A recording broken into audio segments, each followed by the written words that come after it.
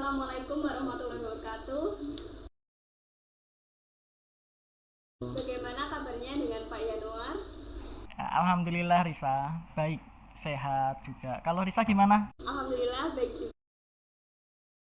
Bertemu kembali dengan saya Risa Aulia Rahimah untuk membahas atau melanjutkan sesi mengenai kesehatan di bulan Ramadan.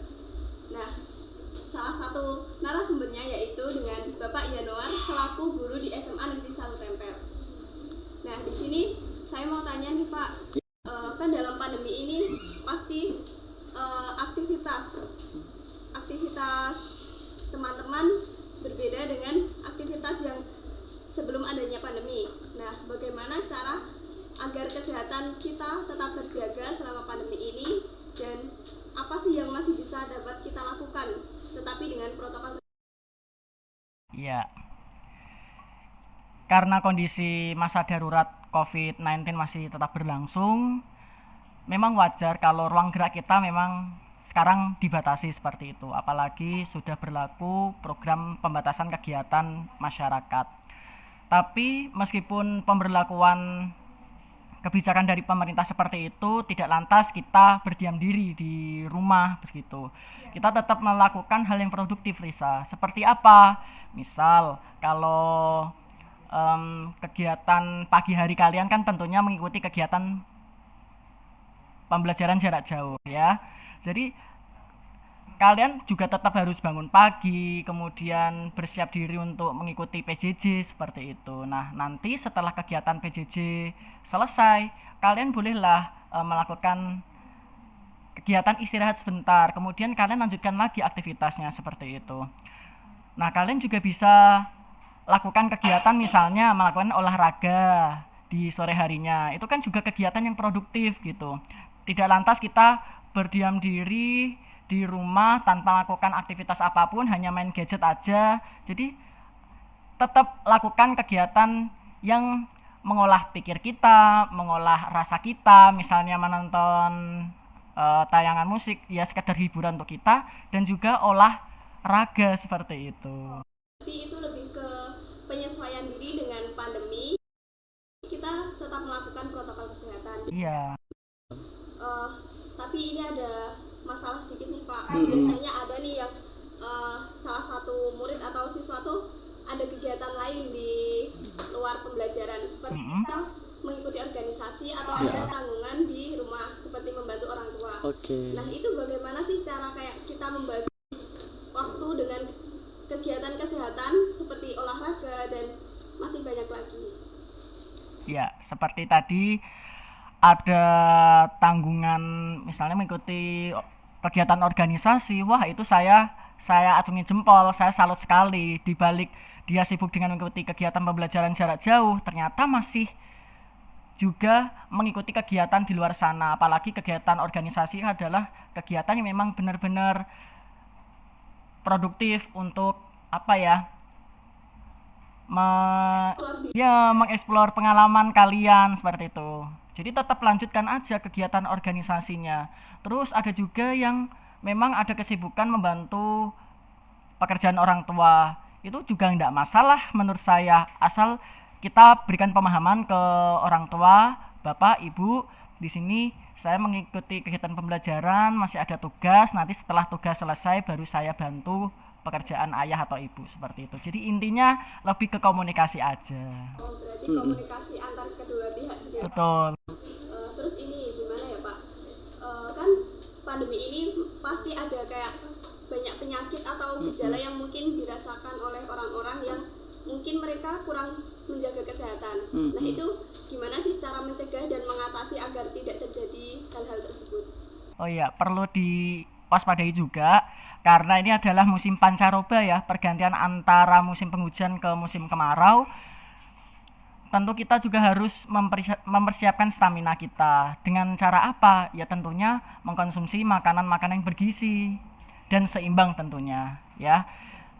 Contoh yang pertama, makanan bergizi harus mengandung karbohidrat tentunya, kemudian protein, lemak, kemudian ada vitamin dan mineral. Itu memang harus seimbang gitu, nggak boleh hanya lebih dominan di salah satu zat gizi saja, ya. Terlebih protein nih yang perlu diperbanyak karena protein itu juga bisa meningkatkan imun kita gitu. Misal nih Pak kan banyak orang juga yang kayak setiap puasa itu lemes. Nah itu tips dan triknya agar mereka tetap fit dalam menjalani aktivitasnya itu gimana? Oh iya, tadi udah dikatakan sama Risa kalau puasa itu malah bikin lemes. Sebenarnya nggak juga ya, tergantung apa yang kita konsumsi. Memang wajar ketika kita dalam keadaan puasa tidak makan berjam-jam apalagi minum, wajar juga kalau itu lemas, tapi dalam tubuh kita itu tetap ada proses fisiologis, iya, menyesuaikan. Kalau misalnya kita kekurangan zat tertentu, nanti tubuh akan menyesuaikan sendiri.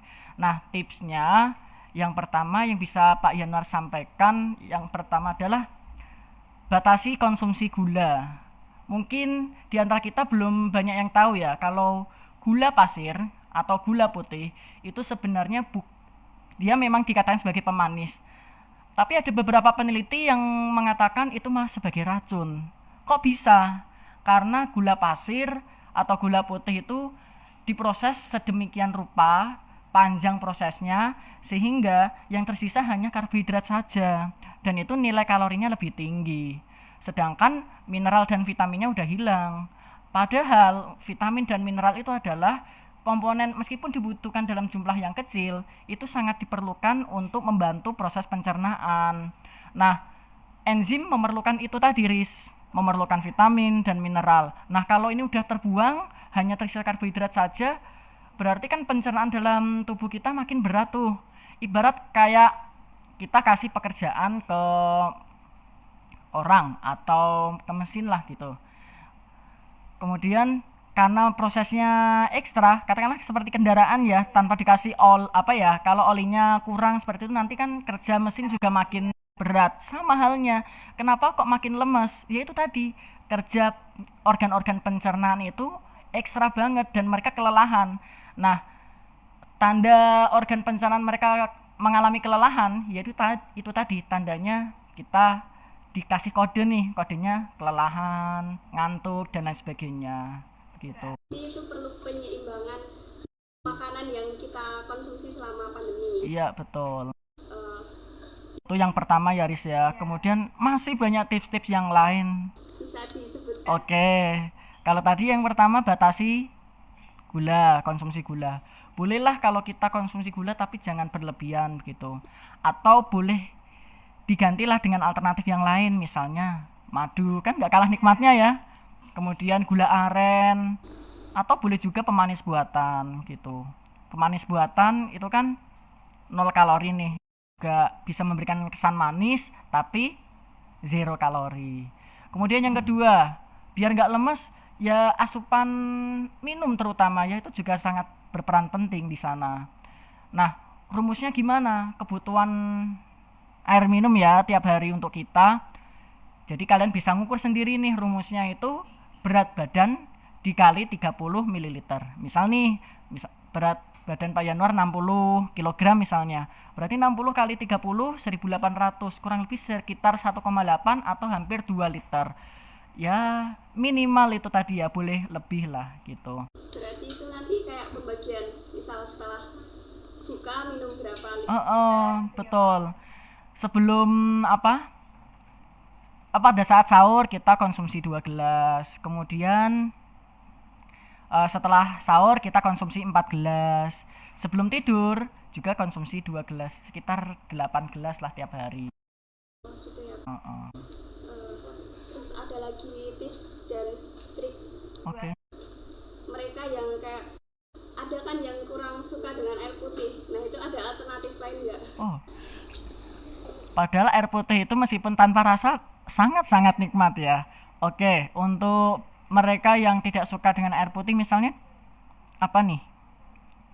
Kayak teh yang ada rasanya kayak gitu. Penggantinya apa? Iya, boleh teh juga. Tapi kalau teh, kalau saya sarankan jangan diminum setelah makan. Justru lebih bagusnya sebelum kita makan. Kenapa? Karena kandungan di dalamnya itu bisa menghalangi pokoknya ada gangguan